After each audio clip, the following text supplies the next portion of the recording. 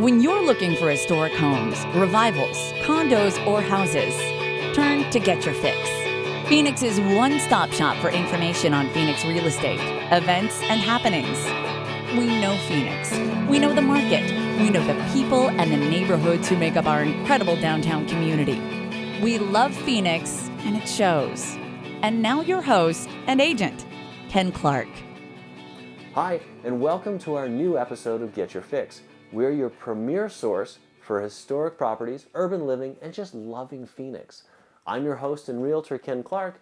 I'm a historic property owner myself, plus I've knocked on over 6,000 doors in Central Phoenix in my life of public service, so I know the neighborhoods like the back of my hand. If you saw our first video a few weeks ago, I explained just what exactly we're up to here, our inspirational, motivational, and educational historic tour project.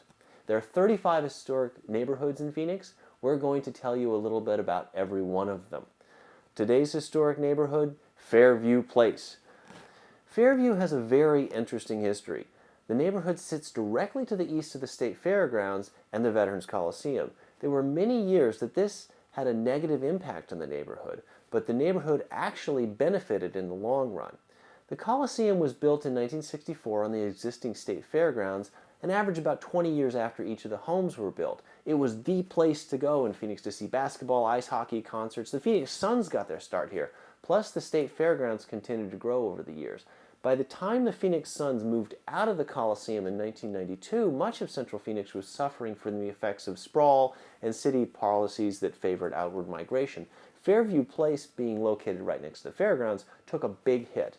People going to games would park up and down the streets in the neighborhood, creating all kinds of problems. In reaction to this, the neighborhood over many years worked with the local police in the city.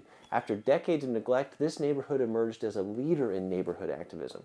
Some of the city's most influential historic advocates came out of this neighborhood. It's an inspirational story of people getting together, really. And I like it for that reason. But let me tell you what I like about this neighborhood in terms of the houses. First, the neighborhood is often overlooked by home buyers because they believe the fairgrounds will be too noisy. When you talk to neighbors, however, they'll tell you that that's not even the case. Even during the fall state fair, they tell me the management of the fairgrounds are very considerate of noise levels and all that stuff. Second, many of these homes have stayed true to their 1940s and 50s nature. There are a lot of brick homes with the type of quality construction materials that you just don't see today. Plus, the lots are much bigger than you find out in the burbs.